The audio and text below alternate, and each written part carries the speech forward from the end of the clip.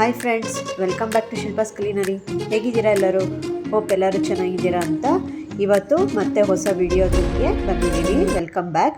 ಇವತ್ತು ನಾವು ಮಧ್ಯಾಹ್ನದ ಊಟಕ್ಕೆ ಬಿಸಿ ಬಿಸಿ ಅನ್ನಕ್ಕೆ ಒಂದು ಗೊಜ್ಜನ್ನು ಮಾಡೋದನ್ನು ತಿಳ್ಕೊಳ್ಳೋಣ ನಮ್ಮ ವಿಡಿಯೋದಲ್ಲಿ. ಇವತ್ತು ಇದು ತುಂಬ ರುಚಿಯಾಗಿರುತ್ತೆ. ನಾಲ್ಗೆ ರುಚಿಗಂತೂ ತುಂಬ ಚೆನ್ನಾಗಿರುತ್ತೆ. ನಾಲ್ಗೆ ಕೆಟ್ಟಿದ್ದರೆ ಏನಾದರೂ ನಮಗೆ ಬಾಯಿ ಕೆಟ್ಟಿರುವಾಗ ರುಚಿ ರುಚಿಯಾಗಿ ಹುಳಿ ಖಾರ ಇರೋವಂಥದ್ದು ಏನಾದ್ರು ಬೇಕು ಅನಿಸಿದ್ರೆ ಈ ಗೊಜ್ಜನ್ನು ತಯಾರಿಸ್ಕೋಬೋದು. ಈ ಗೊಜ್ಜು ಮಾಡ್ತಾ ಇರೋದು ನಾನು ನಿಂಬೆ ಜಾತಿಗೆ ಸೇರಿರೋ ಅಂಥ ಹೆರಳೆಕಾಯಿಂದ. ಹೆರಳೆಕಾಯಿ ತುಂಬ ಒಳ್ಳೆಯದಿದು, ವಿಟಮಿನ್ ಸಿ ಇರೋವಂಥದ್ದು. ಇದರಲ್ಲಿ ರೋಗ ನಿರೋಧಕ ಶಕ್ತಿ ಇರುತ್ತೆ. ಮತ್ತು ಇದು ಪಿತ್ತ ಜಾಸ್ತಿ ಆಗಿರೋರಿಗೆ, ಅಂದರೆ ತಲೆ ಸುತ್ತು ಮತ್ತು ವಾಕರಿಕೆ ಬರೋರಿಗೆ ಒಳ್ಳೆಯದು ಅಂತ ಹೇಳ್ತಾರೆ.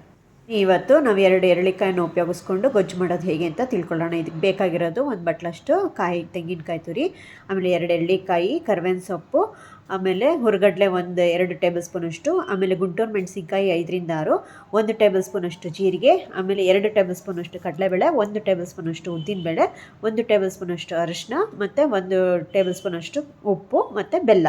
ಫಸ್ಟು ನಾನೀಗ ಮಸಾಲೆ ರುಬ್ಕೊಳ್ಳೋದಕ್ಕೆ ಕಡಲೆಬೇಳೆ ಹುರ್ಕೊಳ್ತಾ ಇದ್ದೀನಿ ಮತ್ತು ಉದ್ದಿನಬೇಳೆನ ಹುರ್ಕೊಳ್ತಾ ಇದ್ದೀನಿ. ಕಡಲೆಬೇಳೆ ಇಲ್ಲಿ ನಾನು 1 ಟೇಬಲ್ ಸ್ಪೂನ್ ಮಾತ್ರ ಹಾಕ್ಕೊಂಡಿದ್ದೀನಿ. ಉದ್ದಿನಬೇಳೆ ಒಂದು ಅರ್ಧ ಟೇಬಲ್ ಸ್ಪೂನ್ ಅಷ್ಟು ಹಾಕ್ಕೊಂಡು, ಆಮೇಲೆ ಜೀರಿಗೆ 2 ಟೇಬಲ್ ಸ್ಪೂನ್. ಇಲ್ಲಿ ಜೀರಿಗೆ ತುಂಬ ಇಂಪಾರ್ಟೆಂಟು, ಜೀರಿಗೆನೇ ಇದರಲ್ಲಿ ರುಚಿ ಬರೋದು.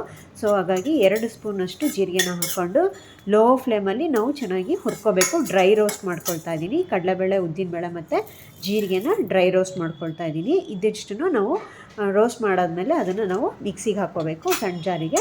ಆಮೇಲೆ ನಾವು ಸ್ವಲ್ಪ ಎಣ್ಣೆ ಬಿಟ್ಬಿಟ್ಟು ಒಂದು 5ರಿಂದ 6 ಗುಂಟೂರು ಮೆಣಸಿನ್ಕಾಯಿನ ಹಾಕ್ಕೊಳ್ತಾ ಇದ್ದೀನಿ, ಖಾರ ಬರೋದಕ್ಕೋಸ್ಕರ. ಏಕೆಂದರೆ ಹುಳಿ ಇನ್ನೂ ಇರುತ್ತೆ, ಇದು ಎಳ್ಳಿಕಾಯಿ ರಸ ಅದು ಹುಳಿ ಇರೋದ್ರಿಂದ ಅದಕ್ಕೆ ಖಾರ ಕರೆಕ್ಟಾಗಿ ಹಾಕ್ಕೋಬೇಕು. ಆಮೇಲೆ ಸ್ವಲ್ಪ ಕರ್ಬೇವಿನ ಸೊಪ್ಪು ಕೂಡ ಹಾಕ್ಕೊಂಡು ಚೆನ್ನಾಗಿ ಬಾಡಿಸ್ಕೊಂಡು ನಾನು ಈಗ ಅದನ್ನು ಮಿಕ್ಸಿಗೆ ಹಾಕ್ಕೊಳ್ತಾ ಇದ್ದೀನಿ. ನಂತರ ನಾನು ಹುರ್ಗಡ್ಲೆ ಏನು ತೊಗೊಂಡಿದ್ನಲ್ಲ 1 ಟೇಬಲ್ ಸ್ಪೂನಷ್ಟು, ಆ ಹುರ್ಗಡ್ಲೆ ಹಾಕ್ಕೊಂಡು ಹಸಿ ತೆಂಗಿನಕಾಯಿ ತುರಿನ ಹಾಕ್ಕೊಳ್ತಾ ಇದ್ದೀನಿ. ಇದಿಷ್ಟನ್ನು ಹಾಕ್ಕೊಂಡು ನಾವು ಅರಿಶಿನ ಕೂಡ ಹಾಕ್ಕೋಬೇಕು. ಎಲ್ಲ ಹಾಕ್ಕೊಂಡು ಫಸ್ಟು ಡ್ರೈ ಪೌಡರ್ ಮಾಡ್ಕೋಬೇಕು. ಈ ಥರ ತರಿಯಾಗಿ ಪೌಡರ್ ಮಾಡ್ಕೋಬೇಕು. ಆಮೇಲೆ ನಾವು ಸ್ವಲ್ಪ ನೀರನ್ನ ಹಾಕ್ಕೊಂಡು ಮತ್ತೆ ರುಬ್ಕೋಬೇಕು. ಈ ಥರ ರುಬ್ಕೊಂಡ್ಮೇಲೆ ನೋಡಿ ಈ ಥರ ಪೇಸ್ಟ್ ಬರುತ್ತೆ. ಈ ಥರ ನೈಸಿಗೆ ನಾವು ಮಸಾಲೆ ರುಬ್ಕೊಂಡಿದ್ದೀವಿ. ಇಲ್ಲಿ ಕಾಯಿ ತುರಿ ಬದಲು ನೀವು ಒಣಕೊಬ್ಬರಿ ಕೂಡ ಹಾಕ್ಕೋಬೋದು. ಈಗ ನಾನೀಗ ರಸಗಳನ್ನ ತಕ್ಕೊತಾ ಇದ್ದೀನಿ. 2 ಎರಳಿಕಾಯಿನ ತೊಗೊಂಡಿದ್ದೀನಿ, ದಪ್ಪ ಈ ಮೀಡಿಯಮ್ ಸೈಜಲ್ಲಿರೋಂಥ ಎರಳಿಕಾಯಿನ ತೊಗೊಂಡಿದ್ದೀನಿ. ಇದನ್ನು ನಾನು ರಸನ ತಗೊಳ್ತಾ ಇದ್ದೀನಿ. ನೋಡಿ ಎಷ್ಟು ಚೆನ್ನಾಗಿದೆ ರಸ, ಹಿಂಡುವಾಗಲೇ ಘಮ ಘಮ ಅನ್ನುತ್ತೆ. ಎರಳಿಕಾಯಿ ಅಂತೂ ತುಂಬ ಚೆನ್ನಾಗಿರುತ್ತೆ. ಯಾರು ಸಿಕ್ಕಿದಾಗ ಎರಳಿಕಾಯಿನ ವೇಸ್ಟ್ ಮಾಡಬೇಡಿ, ತುಂಬ ಚೆನ್ನಾಗಿರುತ್ತೆ. ಇದರಲ್ಲಿ ಗೊಜ್ಜು, ಚಿತ್ರಾನ್ನ, ಉಪ್ಪಿನಕಾಯಿ, ಜ್ಯೂಸ್ ಕೂಡ ಮಾಡ್ತಾರೆ ಇದರಲ್ಲಿ. ಈಗ ನಾನು ಒಂದು ಬಾಣಲಿಲಿ ಎಣ್ಣೆ ಕಾಯಕ್ಕಿಟ್ಟು ಒಂದು 5ರಿಂದ 6 ಟೇಬಲ್ ಸ್ಪೂನಷ್ಟು ಎಣ್ಣೆ ಹಾಕಿ, ಎಣ್ಣೆ ಕಾದ್ಮೇಲೆ 1 ಸ್ಪೂನು ಸಾಸಿವೆ, 1 ಸ್ಪೂನು ಕಡಲೆಬೇಳೆ, ಒಂದು ಅರ್ಧ ಸ್ಪೂನಷ್ಟು ಉದ್ದಿನಬೇಳೆ, ಆಮೇಲೆ 2 ಗುಂಟೂರು ಮೆಣಸಿನ್ಕಾಯಿ ಅಥವಾ ಬಾಡಿಗೆ ಮೆಣಸಿನ್ಕಾಯಿನ ಮುರಿದ್ಬಿಟ್ಟು ಹಾಕಿ, ಕರ್ಬೇವಿನ ಸೊಪ್ಪು ಒಂದು 10 ಹೆಸಳನ್ನು ಹಾಕಿ ಚೆನ್ನಾಗಿ ಒಗ್ಗರಣೆ ಮಾಡ್ಕೊಳ್ತೀನಿ. ಬೇಕಂದರೆ ಇದಕ್ಕೆ ಹಿಂಗು ಕೂಡ ಸೇರಿಸ್ಕೋಬೋದು.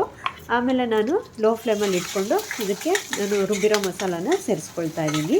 ನೋಡಿ ಇಲ್ಲಿ ಗಟ್ಟಿಗೆ ರುಬ್ಕೊಂಡಿದ್ದೀನಿ. ಈಗ ಮತ್ತೆ ಸ್ವಲ್ಪ ಮಿಕ್ಸಿನಲ್ಲಿ ನೀರು ಹಾಕ್ಕೊಂಡು ತೊಳ್ಕೊಂಡು ಅದನ್ನು ಸ್ವಲ್ಪ ನೀರು ಸೇರಿಸ್ಕೊಳ್ತೀನಿ. ಈ ಥರ ಹಾಕ್ಕೊಂಡು ಚೆನ್ನಾಗಿ, ನೀರು ತುಂಬ ತೆಳ್ಳಗೂ ಬೇಡ, ತುಂಬ ಗಟ್ಟಿನೂ ಬೇಡ, ಅದಕ್ಕೆ ಮಾಡ್ಕೊಳ್ಬೇಕು. ಈ ಕನ್ಸಿಸ್ಟೆನ್ಸಿಗೆ ಚೆನ್ನಾಗಿ ಹಾಕ್ಕೊಂಡು ಕುದಿಸ್ಕೋಬೇಕು. ಯಾಕೆಂದರೆ ಮತ್ತು ನಾವು ಇದರಲ್ಲಿ ಎರಳೆಕಾಯಿ ರಸನೂ ಸೇರಿಸ್ತೀವಿ. ಹಾಗಾಗಿ ಇದು ಹಸಿ ವಾಸನೆ ಹೋಗೋವರೆಗೂ, ಕಾಯ್ದು ಹಸಿ ವಾಸನೆ ಹೋಗೋವರೆಗೂ ಚೆನ್ನಾಗಿ ಕುದಿಸ್ಕೋಬೇಕು. ಸ್ವಲ್ಪ ಎಣ್ಣೆ ಬಿಡೋಕ್ಕೆ ಶುರುವಾಯಿತು ಅಂದಾಗ ಉಪ್ಪು ಮತ್ತು ಬೆಲ್ಲ ಹಾಕ್ಕೊಳ್ಬೇಕು. ಇದಕ್ಕೆ ಬೆಲ್ಲನೂ ಕಂಪಲ್ಸರಿ ಹಾಕ್ಕೋಬೇಕು. ಇದು ಹುಳಿ, ಸಿಹಿ, ಕಹಿ ಇರೋವಂಥ ಗೊಜ್ಜು ಇದು.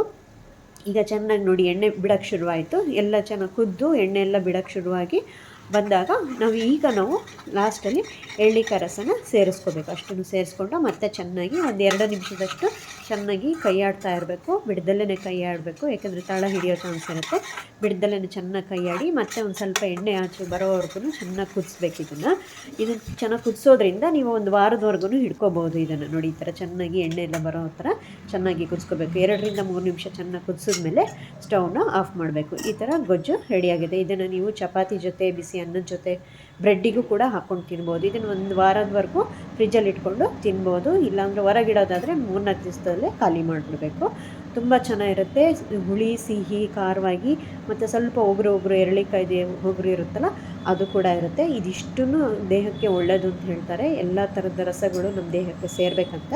ಸೊ ಹಾಗಾಗಿ ಇದನ್ನು ಆಗೊಮ್ಮೆ ಈಗೊಮ್ಮೆ ಮಾಡಿಕೊಂಡು ತಿನ್ನಿ. ಎಳ್ಳಿಕಾಯಿ ಸೀಸನ್ ಬಂದಾಗ ಅಥವಾ ಸಿಕ್ಕಿದಾಗ ಉಪ್ಪಿನಕಾಯಿ ಗೊಜ್ಜು ಈ ಥರ ಇದರಲ್ಲಿ ರಸಮ್ ಕೂಡ ಮಾಡ್ತಾರೆ. ಜ್ಯೂಸನ್ನ ಮಾಡಿಕೊಂಡು ಕುಡಿಬೇಕು. ಇದು ದೇಹಕ್ಕೆ ತುಂಬ ಒಳ್ಳೆಯದು, ಆರೋಗ್ಯಕ್ಕೂ ಕೂಡ. ರುಚಿಯಂತೂ ಭಾಳ ಚೆನ್ನಾಗಿರುತ್ತೆ. ಕೆಲವು ಸಾರಿ ಏನು ಗೊತ್ತಾ, ಮಾತ್ರೆಗಳ್ನ ತೊಗೊಂಡು ಬಾಯೆಲ್ಲ ಕೆಟ್ಬಿಟ್ಟಿರುತ್ತಲ್ಲ, ಆ ನಾಲಿಗೆನ ಸರಿ ಮಾಡ್ಕೋಬೇಕಂದ್ರೆ ಈ ಥರದೊಂದು ಎಳ್ಳಿಕಾಯಿ ಗೊಜ್ಜನ್ನ ಮಾಡಿಕೊಂಡು ತಿನ್ನಬೇಕು. ಈ ರೆಸಿಪಿ ನಿಮ್ಗೆ ಇಷ್ಟ ಆಗಿದ್ದರೆ ಲೈಕ್ ಮಾಡಿ, ಶೇರ್ ಮಾಡಿ, ಬೆಲ್ಲನ್ನು ಒತ್ತಿ ಹಾಗೂ ನನ್ನ ಚಾನಲ್ನ ಸಬ್ಸ್ಕ್ರೈಬ್ ಮಾಡಿ. Thanks for watching.